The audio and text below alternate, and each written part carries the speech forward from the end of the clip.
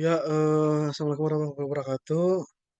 Saya akan merangkum materi praktikum ya dari awal sampai dengan akhir dalam waktu singkat, tapi padat dan jelas. Ini materi dibuat oleh Bu Isni ya. Saya coba merangkum supaya bisa dikembangkan lagi dan mudah diterima. Untuk sejarah saya nggak akan bahas, keunggulan juga saya nggak akan bahas, kurangan. Ya, jadi ada tiga ya. Struktur SQL itu ada tiga. Ada DDL, ada DML, dan ada DCL. Untuk DDL ini sederhana, sebetulnya DDL ini adalah pembangunan struktur tabel atau struktur database. Dia bisa bisa nyimpen, buat tabel, hapus, modifikasi dan seterusnya.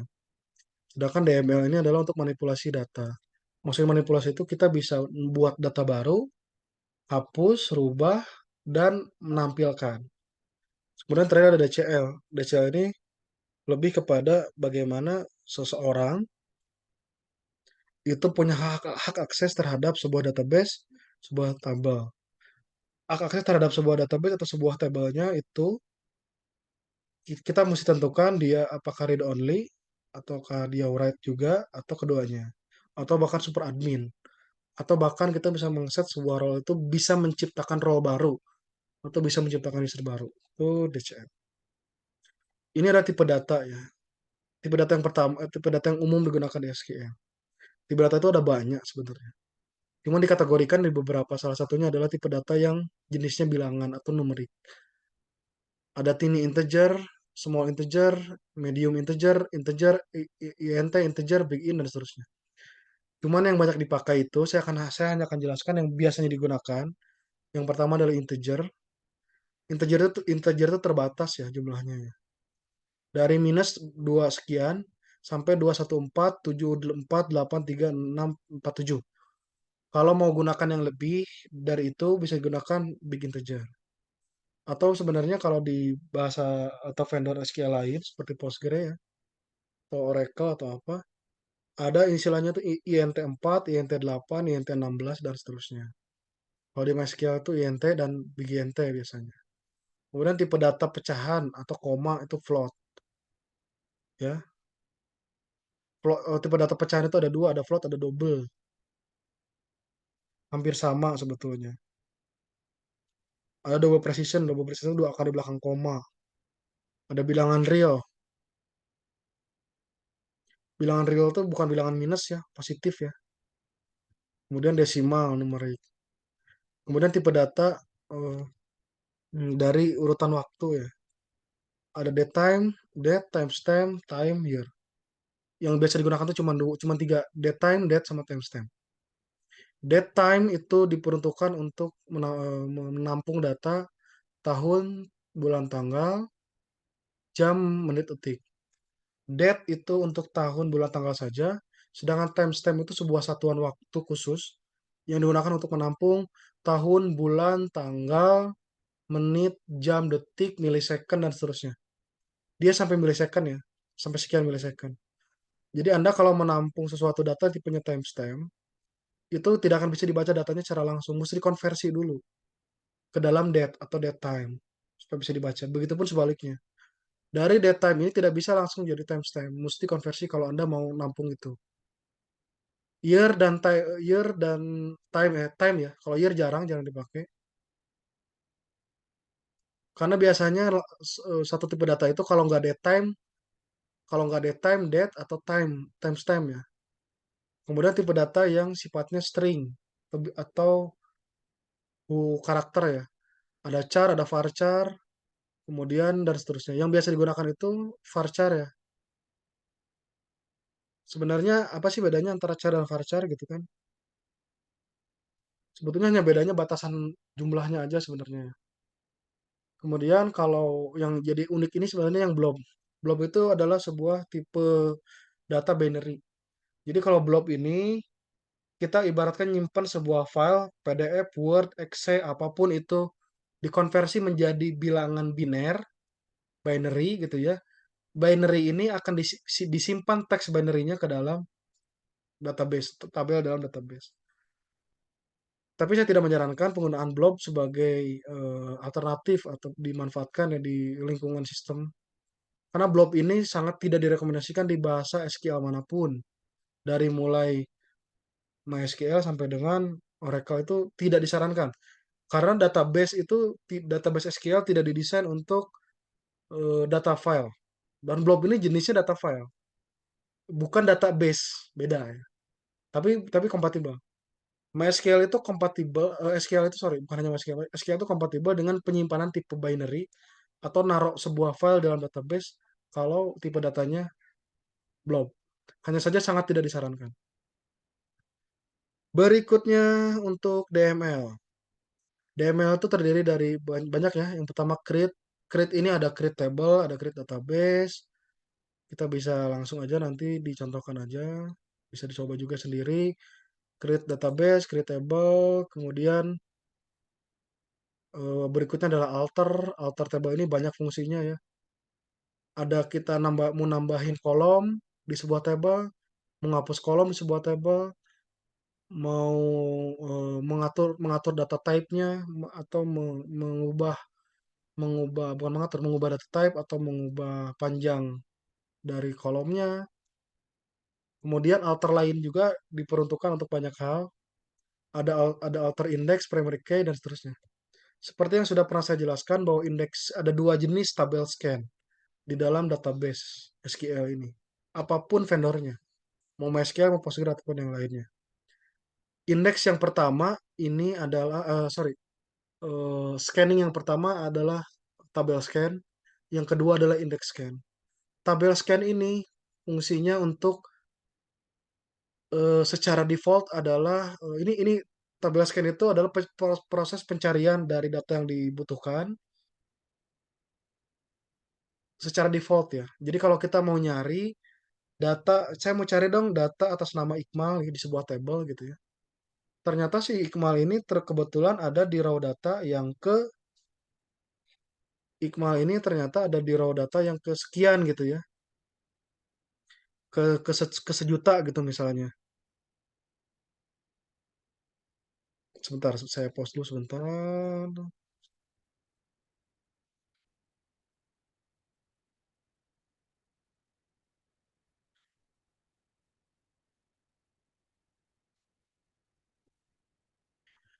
Misalnya Iqmal ini eh, ada di row ke sejuta misalnya. Kalau tabel scan tanpa indeks, dia akan nyari dari satu sampai dengan sejuta. Kalau mending kalau row saya di row nomor satu langsung ketemu. Gimana kalau saya ada di row nomor sejuta? Berapa lama tuh data itu bisa ketemu? Beda dengan indexing. Kalau indexing itu seperti daftar isi. Kalau saya berada di kalau kebetulan nama saya ini berada di row yang ke 1 miliar misalnya, dia nggak usah nyari 1 miliar data, langsung langsung ditentukan. Oh, data data Sigma ini ada di row ke 1 miliar nih, datanya ada muncul gitu ya. Dan saya pernah nyoba nampilin sebuah data tanpa row dengan ada row itu berbeda. Nyari data ya. Nyari atau ngesorting ya. Kalau kalau data yang saya pernah data yang sampai 20 juta row itu kalau saya tampilin data yang jumlah 20 juta row, saya nyari data satu aja. Itu tanpa indeks itu bisa 4 jam tuh nggak selesai. Tapi dengan ada indexing cuma 2 detik. 2 detik ke 4 jam itu bukan sesuatu yang bisa dibandingkan, itu luar biasa ya. Jadi indeks ini sangat penting.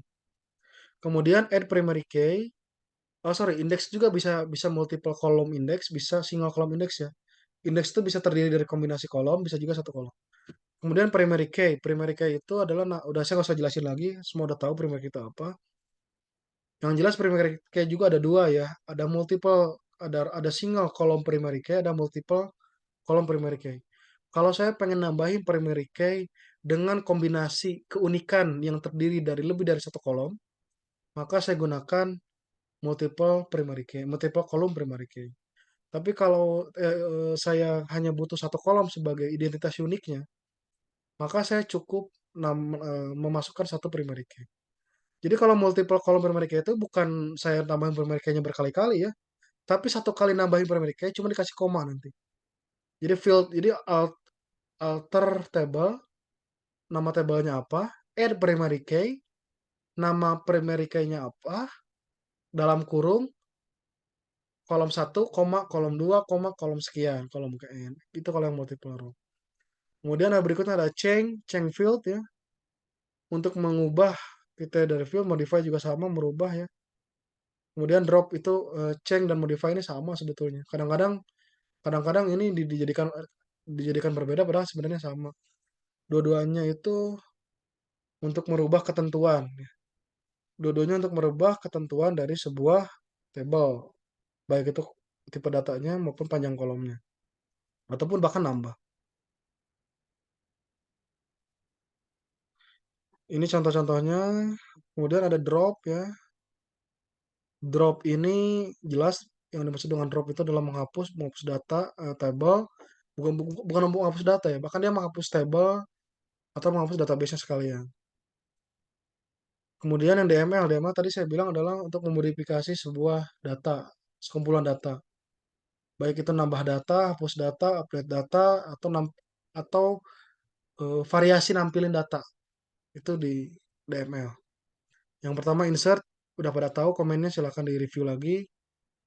Kemudian select, nah ini yang paling banyak tuh select. Select ini bisa, pembahasan select ini bisa satu mata kuliah tersendiri sebenarnya. Karena sangat banyak sekali yang bisa dibahas di select. Nah, pada select ini kita mengenal operator ya. Operator digunakan untuk mengkomparasi, membandingkan, atau memfiltering data. Ada sama dengan, seperti ini. Tidak sama dengan itu kurung siku. Kurung siku buka harus ditutup ya. Jadi bukan tidak sama dengan itu kita tulis tidak sama dengan nggak bisa ya. Ini harus diganti dengan simbol ini. Lebih besar sama gitu simbolnya, lebih kecil lebih dari sama dengan gini juga sama. Between itu antara ya, antara. Berarti kalau between ini posisinya di tengah. Kalau kita punya pengkondisian between ini, si between ini di tengah. Kalau yang tadi yang sama dengan atau ini bisa di kiri atau di kanannya. Tapi kalau yang between ini udah pasti posisinya ada di tengah. Like itu operator yang menentukan sebuah data ini miripnya dengan apa gitu ya. Like ini string ya.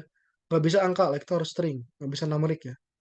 And itu dan, not itu tidak, or itu atau. Ini juga bisa langsung dicoba aja. Contohnya tadi ya, select bintang from kadar where status petugas like menikah.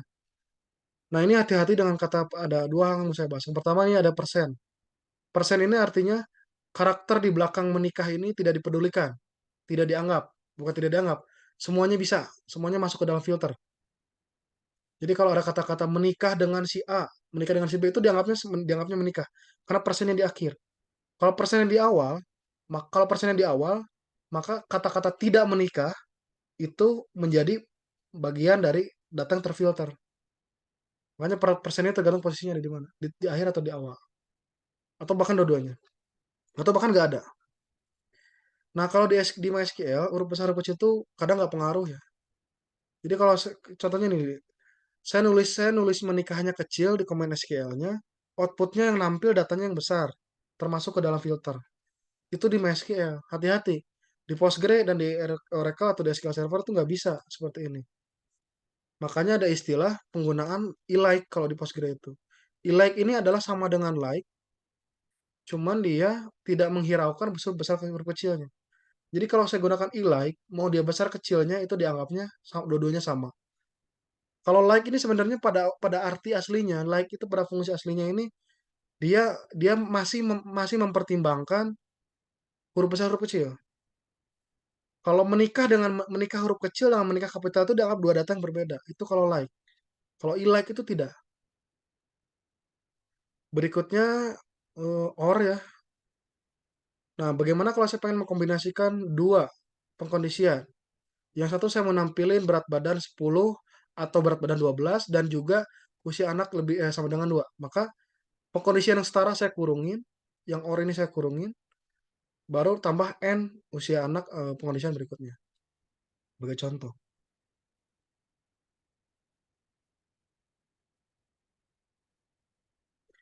Update juga sama ya. Update itu harus selalu ada pengkondisian. Yang namanya update harus selalu ada where. Kenapa? Kalau tidak ada where, update, dan delete itu nanti akan berimbas ke seluruh raw data. Saya mau ngupdate data atas nama A003 ini menjadi Rudy Hairudin. Tapi kalau saya tidak gunakan pengkondisian, saya tidak gunakan where, maka semua data ini akan berubah namanya jadi Rudy Hairudin. Makanya fungsi dari where ini sangat penting di dalam update maupun delete. Beda dengan select. Select itu kan nggak ngaruh ke data ya, cuma nampilin aja, nggak ada resiko. Tapi kalau update dan delete ini berisiko terhadap perubahan data yang tidak diinginkan. Saya niat mengubah satu tanpa where, jadi semua data kerubah. Makanya kalau di beberapa bahasa pemrograman, di beberapa tools, SQL client, misalnya di Beaver atau SQL Yolk atau HiDSQL, itu kalau kita gunakan perintah update atau delete tanpa adanya statement pengondisian where, itu akan ada warning. Warningnya apa? Hati-hati bung, nanti datanya kerubah semua atau datanya hilang semua, hati-hati. Tuh, makanya harus hati-hati. Delete sama dengan update sama komennya, hanya beda ininya aja. Cuman bedanya kalau update itu tidak ada bintang. Sebenarnya delete itu nggak ada bintang, setahu saya ini kayaknya ada yang salah di modulnya. Oh enggak, delete bisa pakai bintang betul. Delete itu bisa pakai bintang. Enggak nih, delete itu nggak ada bintang ya harusnya.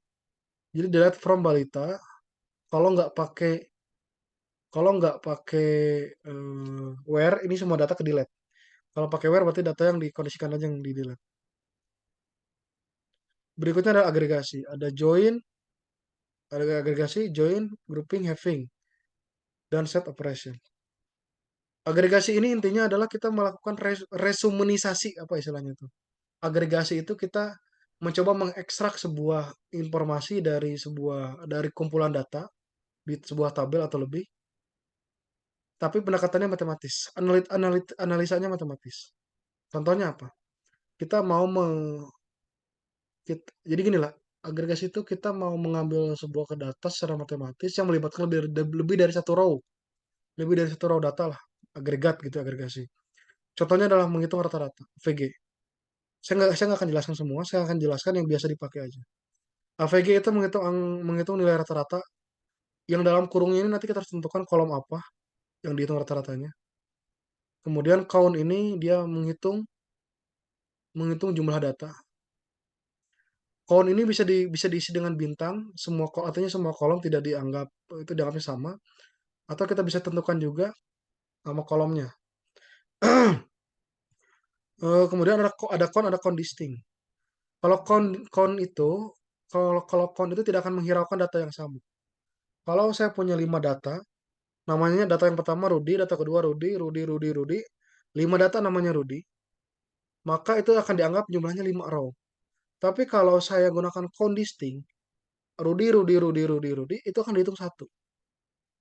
Tapi kalau misalnya contoh gini, contoh berikutnya. Saya punya 5 data. Satu Rudy, Rudy, Rudy, Ferdi, Ferdi. Rudinya 3, Ferdinya 2. Kalau saya gunakan count, itu hasilnya akan tetap 5. Tapi kalau saya gunakan count distinct, itu outputnya akan jadi 2. Jadi yang diambil keunikannya kalau distinct itu. Kemudian max ya menentukan nilai maksimum. Kemudian min menentukan nilai minimum. Sum adalah menghitung jumlah keseluruhannya. Nah, ini contohnya ya, bisa dilihat lagi dari contohnya. Berikutnya ke join. Join itu pada intinya adalah mengatur data, menampilkan data dari sekumpulan satu atau lebih tabel, ya, menampilkan sebuah data. Ingat ya, menampilkan ya, bukan menginput ya. Menampilkan data dari dua atau lebih tabel yang ditampilkannya baik itu kesamaan datanya maupun perbedaan datanya maupun kombinasinya. Ada beberapa jenis. Yang pertama inner join, outer join, left outer join, right outer join, dan full outer join. Inner join ini adalah sebuah join yang mengharuskan adanya kesamaan antara dua buah relasi tabel. Saya punya dua buah tabel, maka yang ditampilkan hanya data yang samanya aja. Atau himpunan yang sama, atau irisan yang sama, atau relasi yang sama. Kalau yang beda sama sekali nggak ditampilkan. hilang, nggak dianggap. Nah, contohnya gambar ini ya, di gambar ini jelas. Kalau inner join itu antara tabel A dan tabel B yang ditampilkan hanya yang berwarna biru aja, atau himpunannya, atau relasinya, atau irisannya. Kemudian outer join. Outer join itu apa? Operasi itu baris yang berada di bagian dalam tabel dengan baris yang tidak cocok di antara dua tabel. Jadi kalau outer join itu yang ditampilkan yang benar-benar tidak cocoknya. Jadi kalau kita punya diagram, kita punya gambar 4.2 ini, yang ditampilkan itu adalah data yang bukan warna biru, data yang warna putih yang ditampilkan, ya. Kemudian ada left outer join. Nah, left outer join ini adalah mekanisme untuk menampilkan sebuah data based on data yang sebelah kiri atau data yang pertama. Jadi kalau saya punya dua tabel, yang kiri semua data yang kirinya itu akan ditampilkan semua by default. Nah, data kanan itu tidak semua ditampilkan. Hanya data yang berelasi dengan data yang kiri yang ditampilkan. Sisanya apa? Nol. Jadi kalau saya punya data yang di sebelah kiri dan kanan ada, maka dua-duanya akan tampil. Eh, sorry, bukan dua-duanya tampil, maka dua-duanya muncul tulis datanya. Tapi kalau data di kirinya ada, di kanannya nggak ada, maka nanti pada saat menampilkan data itu outputnya tuh di kirinya keluar data yang diminta, di kanannya itu nol. Kalau data yang kanan tidak cocok dengan kiri itu, data kanannya akan nol. Berbanding terbalik dengan right outer join. Right outer join itu yang jadi patokan adalah yang kanan.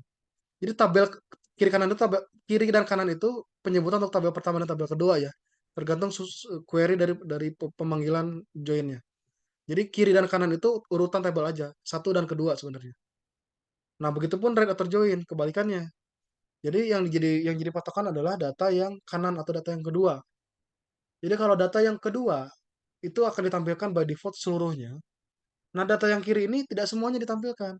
Data yang kiri yang ditampilkan yang hanya yang beririsan dengan tabel yang kedua atau tabel yang kanan. Itu right outer join. Kalau full outer join ini jarang dipakai karena full outer join ini menampilkan baik data yang beririsan, data yang tidak beririsan maupun keseluruhan datanya. Di full outer join ini benar-benar nampilin semua ya.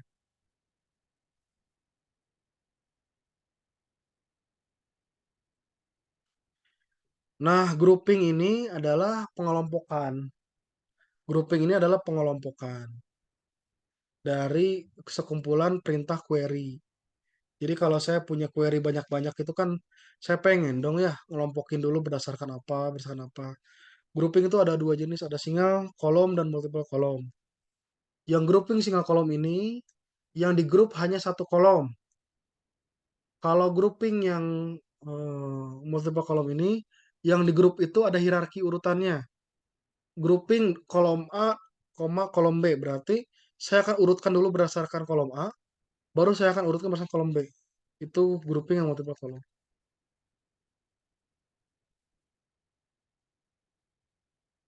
Nah, ini contohnya, ini yang single ya contohnya. Tampilkan data bla bla bla, group by. Nah, biasanya grouping itu digunakan untuk agregasi. Karena kalau agregasi ini kita sulit menentukan data yang mana sih yang sebetulnya kita mau tampilkan lebih dulu atau kita kelompokkan. Biasanya grouping ini digunakan untuk agregasi ya. Saya query yang ada agregasinya ini contohnya ya. Ini count bintangnya agregasi. Jadi kalau ada agregasi biasanya diperlukan grouping.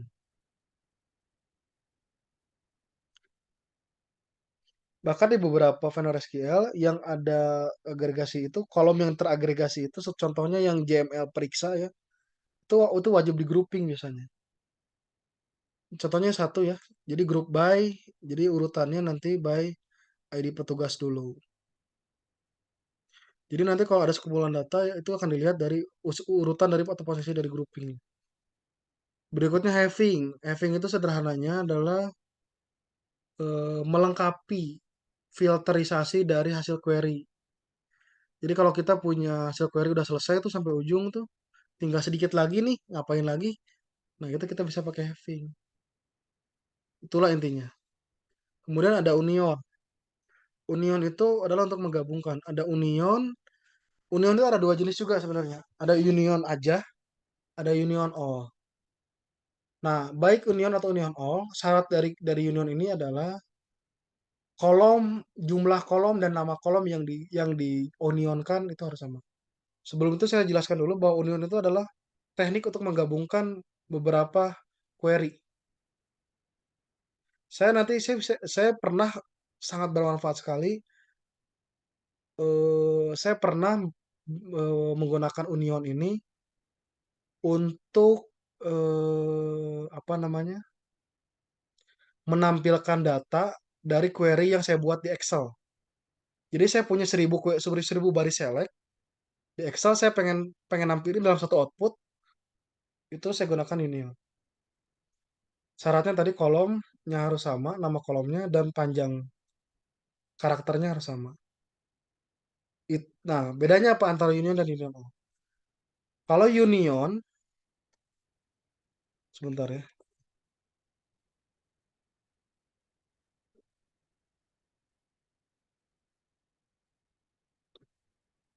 Kalau Union, apa namanya? Kalau Union ini sebetulnya dia hanya menampil dia dia dia hanya menampilkan hasil query yang unik saja. Kalau ternyata setelah di Union itu ada query yang sama, dia tidak akan tampilkan. Dia hanya nampilkan yang perwakilannya saja. Sedangkan Union All itu baik dia datanya unik hasilnya ataupun tidak unik, double-double sekalipun, Union All-nya akan ditampilkan semua. Kemudian intersect. Intersect ini memiliki fungsi yang sama dengan Union, tapi data hasil query-nya merupakan data irisan antara dua atau lebih tabel. Jadi yang diambil itu adalah irisannya aja dari kedua tabel tersebut. Syaratnya juga sama. Kolomnya harus sama namanya dan panjangnya. Contoh, select ID anak di tabel balita, dari tabel balita, where ID anak di tabel balita sama dengan aku 02, intersect, select apa namanya, bla bla bla dari tabel pemeriksaan, where ID anak sama aku 02. Sebenarnya intersect ini mirip dengan join, tapi mesti hati-hati gunakan intersect ini karena intersect ini lebih lambat, lebih membebani data, karena intersect ini tidak bisa nanti para processing. Beda dengan join ya. Hati-hati dengan intersect. Jadi kalau ada penggunaan seperti ini, kalau menurut saya jangan gunakan intersect ya, gunakan join aja. Kalau except itu gabungan ya, bukan bukan gabungan. Jadi tidak keduanya gitu, tidak union, tidak intersect ya. Except itu. Kemudian prosedur, function, dan trigger. Saya ulangi sekali lagi bahwa prosedur dan function itu adalah sama, ada kesamaan. Perbedaannya adalah function atau fungsi itu memiliki nilai kembalian, return value, sedangkan prosedur itu tidak. Jangan sampai ketukar, jangan sampai bias terhadap definisi nilai kembali ini. Karena baik prosedur maupun function, dua-duanya bisa menghasilkan output. Tapi ada output yang bisa diolah lagi, ya. Ada output yang bisa diolah lagi dan ditampung datanya dan diproses oleh fungsi atau prosedur lain. Ada yang tidak. Bedanya, kalau function itu nilai returnnya, ini nanti bisa ditampung di sebuah variabel, dan variabel tersebut nanti bisa dimanfaatkan lagi atau diproses lagi oleh proses selanjutnya. Tapi kalau prosedur, nilai outputnya tidak tidak bisa ditampung ke dalam sebuah variabel lagi untuk diproses oleh prosedur atau fungsi lain. Jadi searah nilai variabel datanya itu kalau prosedur itu searah. Kalau function itu dua arah. Itu aja bedanya, singkatnya. Sama ya, itu aja bedanya. Sama-sama, prosedur dan function itu sama persis. Hanya itu saja perbedaannya. Dan function maupun prosedur itu punya dua. Ada yang berparameter dan tidak berparameter. Baik function maupun prosedur itu ada yang berparameter dan tidak berparameter. Parameter di sini itu adalah variabel untuk inputan. Biasanya itu nanti setelah nama ini ada kurung ya, nama parameternya. Jadi setelah nama functionnya biasanya nama parameternya. Kalau yang gunakan parameter, kalau enggak ya berarti nggak usah ditulis parameternya. Lantas apa yang membedakan dengan trigger? Trigger juga sama. Trigger itu adalah prosedur sebetulnya. Bedanya, kalau trigger itu adalah prosedur yang bisa jalan ketika dipicu oleh sesuatu. Jadi trigger itu bisa dibuat otomatis. Prosedur enggak. Prosedur itu perlu prosedur atau function itu perlu proses manual untuk mengaktifasinya. Sedangkan trigger itu bisa hidup sendiri. Karena apa? Karena dia hidup atas atas pemicunya. Nah, pemicunya itu atau trigger itu sendiri artinya kalau ada proses insert, update atau delete, dia bisa bekerja. Prosedur itu akan jalan. Jadi trigger itu adalah versi advance-nya dari function atau prosedur. Jadi ada dua jenis juga sebenarnya. Ada beberapa jenis. Ada trigger before insert, ada trigger after insert, ada trigger before update, ada trigger after update, ada trigger before delete, ada trigger before after delete. Jadi kalau sebuah eksekusi terhadap insert itu dieksekusi, maka kita akan lihat kondisinya. Kalau kita gunakan before insert, berarti saya akan melakukan sesuatu sebelum insert. Kalau saya gunakan after insert, maka saya akan lakukan prosedur sesuatu apabila data itu selesai di-insert. Biasanya ini digunakan untuk updating data biasanya. Contoh gini, kalau saya menghapus data pembelian, saya menghapus data di tabel pembelian, saya gunakan trigger after insert. Saya gunakan trigger after insert, after delete, sorry. Atau gini deh, yang gampang deh. Saya mau bikin trigger before insert untuk tabel pembelian. Maka before insert itu bertujuan untuk saya set before insertnya untuk pengecekan tabel stok barang terlebih dahulu. Sebelum saya mengeksekusi sebuah data pembelian di tabel transaksi pembelian, maka saya akan memerintahkan database untuk mengecek stoknya terlebih dahulu. Apakah masih ada atau enggak? Simpelnya gitu. Itu yang before insert. Terus after insert saya bikin lagi. Saya mau mengurangi jumlah stok barang setelah proses penambahan data di tabel transaksi itu selesai di insert. Maka saya panggil trigger after insert. Apa isi after insertnya? Yaitu mengurangi stok barang sejumlah barang yang di-insert di tabel pembelian. Itu biasanya untuk itu biasanya. Seperti itu. Nah, untuk aktivasi triggernya, sebenarnya untuk semua aktivasi itu create dulu ya. Karena pada saat di-create itu nanti kita akan tentukan juga actionnya seperti apa. Setelah setelah di-create baru kita tentukan enable atau disable. Dan ini command untuk menghapus. Jadi pada saat pembuatan trigger itu nanti kita akan arahkan ke prosedur yang mana. Kita buat sebuah prosedur, sebuah trigger namanya apa, prosedurnya apa, gitu ya. Yang terakhir adalah DCL. Nah, yang DCL ini sederhana. Sebenarnya DCL itu saya bilang tadi, bagaimana mekanisme sebuah database itu memungkinkan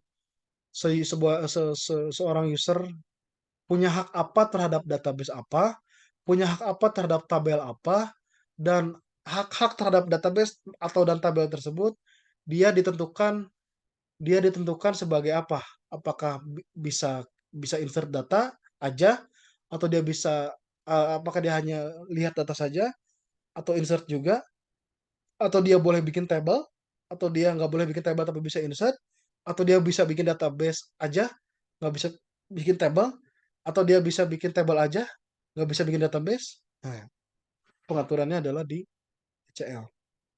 Ada dua jenis action dari pengaturan akses. Ada dua. Yang pertama grant, yang kedua revoke. Grant itu artinya grant itu artinya penambahan ya. Grant itu artinya pemberian. Revoke itu pencabutan. Kalau saya mau nambahin sebuah hak akses ke seseorang atau role akses ke sebuah user atau sebuah table, maka saya gunakan grant. Tapi kalau saya mau merevoke suatu role access terhadap sebuah table atau apa namanya menghapus menghapus akses atau menghapus hak akses dari sebuah table, saya revoke revoke saya hapus ya. Ini yang baru datang nggak apa-apa ya saya lanjutin karena saya udah rekam juga, saya mau masukkan ke YouTube juga. Ini udah sekitar setengah jam ya. Jadi untuk Grand DCL itu hanya ada dua sebenarnya, Grand dan Revoke ya. Grand ngasih akses, Revoke ngapus akses. Yang ngasih akses ke siapa? Bisa ke user, bisa ke tabelnya, bisa ke database.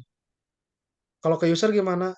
Dia dia nanti bisa menentukan boleh ngakses tabel apa, database apa. Dia yang boleh ngakses tabel apa dan database apa ini Se- Seperti apa detailnya? Apakah hanya lihat atau atau bisa insert data juga, atau bisa lihat bisa insert tapi dia nggak bisa bikin table, atau bisa lihat bisa insert bisa bikin table tapi dia nggak bisa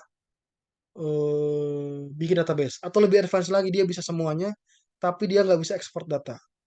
Itu semuanya bisa diatur. Jadi udah lengkap sebenarnya pengaturan akses di database ini, dikontrol semua sama satu mekanisme yang namanya data control language. Ini privilege itu ada create, drop, select, insert, update, delete itu di MySQL. Di Postgre, di SQL Server, di Oracle lebih advance lagi. Ada yang ekspor database, apalagi dia import database dan seterusnya itu lebih ada lagi, lebih banyak lagi. Revoke untuk menghapus.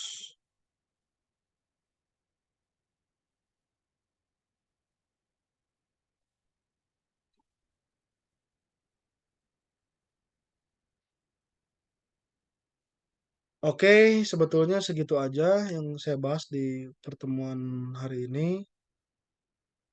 Nanti yang terlambat bisa lihat videonya, atau yang belum bisa join bisa lihat videonya.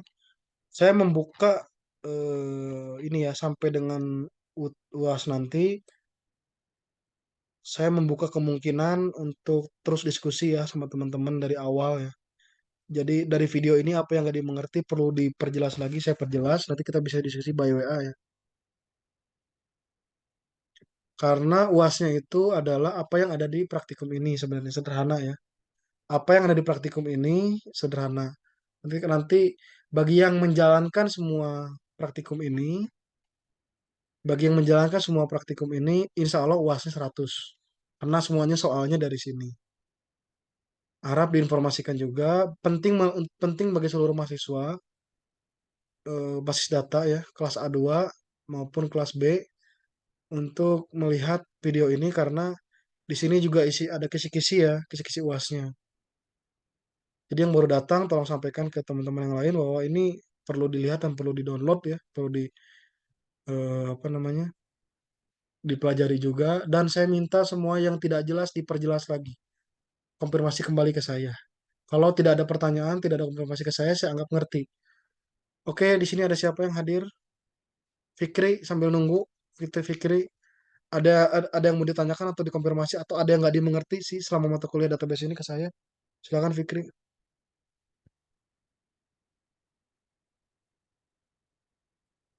Halo Fikri. Jadi cuma ini intinya DBMS itu ya atau database data itu. Halo Fikri. Terus siapa lagi nih yang baru hadir nih? Jadi yang baru hadir tenang, nggak usah khawatir karena saya buatkan video. Saya tadi presentasi sendiri ya. Sebenarnya yang lucunya tadi, saya itu sudah selesai 1 jam lebih membahas materi praktikum ini, tetapi saya lupa nge-record. Tombol recordnya belum dipencet, jadi tadi sia-sia saya ulang lagi sampai serak ini. Jadi nanti jangan khawatir, saya udah rekam untuk kedua Mo kalinya, ini lengkap juga nanti datanya. Jadi mohon untuk mahasiswa saya yang saya cintai, tolong video ini diamati detik demi detiknya, karena ini kisi-kisi soal UAS. Yang tidak mengerti konfirmasi, yang bingung konfirmasi ke saya by WA. Kalau nggak ada yang nanya ke saya, kalau yang nggak ada konfirmasi ke saya by WA di grup, saya anggap semuanya bisa. Jadi mohon yang nggak jelas itu saya mintakan ke saya diperjelas. Nanti saya jelaskan lagi. Ya, Mohon maaf Pak, baru masuk Pak ya. nggak apa-apa. Saya ngerti tadi ada kuliah juga kan. Iya iya Nggak apa-apa. Ini saya rekam juga. Terus yang tadi iya. hadir udah buka litera, saya anggap hadir juga. Nggak apa-apa. Intinya dari mata kuliah praktikum ini yang dibuat oleh Bu Isni. Terima kasih sekali Bu Isni ya. Ini adalah rangkuman sebenarnya mata kuliah teori maupun praktek mata kuliah basis data. Kalian sudah pegang file ini belum? Belum Pak saya mah. Ingatkan ke saya ya, nanti saya share ya di grup. Ingetin aja ke saya. Kalau Ya baik belum, Pak. tolong ingetin ya. Jadi materi ini silakan lihat, video saya silakan lihat. Nanti tolong dibahas lagi lebih detail ya. dibaca lagi, dicobain. Saya minta ini dicobain. Saya minta ini dicobain. Bener-bener dicobain. Karena yang nggak nyobain, saya jamin UASnya nggak akan nyampe 50. Karena UASnya praktek semua isinya. Ya, ya kalau kalau ini jadi pertemuan terakhir, saya mohon maaf kalau saya selama ini banyak kekurangan, banyak geser-geser jadwal juga. Mungkin berapa kali saya nggak hadir, tapi saya harap teman-teman bisa dapat semua mata kuliah ini dengan sangat detail, ilmunya dapat, mohon sangat sekali. Konfirmasi atau nanya ke saya sebanyak-banyaknya. Tapi nanyanya di grup. Nanya ke saya hal yang sangat bodoh pun saya jawab pasti. Saya pengen semuanya ngerti. Ya, bagi yang baru hadir, sekali lagi, nanti ditonton saja rekaman videonya. Saya ingatkan sekali lagi, UASnya, kisi-kisi UAS, bahkan bahkan soal sebetulnya ya, soal UASnya itu ada di dokumen ini, dan sudah saya jelaskan juga, nanti saya kirimkan videonya. Yang nggak nanya, yang nggak ini ke saya, berarti saya anggap bisa. Kalau nanya pasti saya jelasin. Tapi nanyanya di grup. Ya, yang hadir hari ini saya juga ngerti karena tadi ada ini ya, ada mata kuliah juga ya. Ingatkan ke saya kalau saya belum ngirim videonya. Gitu aja. Ingatkan ke saya kalau saya belum ngirim link YouTube-nya. Ingatkan ke saya kalau saya belum ngirim file Word-nya. Gitu aja ya. Saya udah sekitar sejam nih. Cuman dalam bentuk rekaman nanti ya. Nah, saya juga mohon maaf sekali lagi apabila ada kekurangan selama saya mengajar. Pokoknya teman-teman ya, selama urusannya basis data, dari sekarang dan seterusnya ya, selama grup itu masih ada, silahkan nanya ke saya apapun tentang basis data. Saya pasti akan jawab. Saya harap, malah saya harapnya sebelum UAS tuh banyak yang nanya ya. Pak ini gimana kok nggak jalan? Pak ini gimana kok nggak jalan? Jadi jangan mengandalkan praktikum. Dan ini berlaku juga untuk kelas reguler ya. Praktikum itu sebenarnya praktikum itu kalau nggak dicobain nggak ini juga nggak akan bisa juga harus dicobain ya. Cobain yang di workshop ini, yang di praktikum ini, nanya ke saya yang nggak tahu atau yang ragu atau yang apa, sedikit pun pertanyaan bodoh pun saya jawab. Demikian, ada pertanyaan?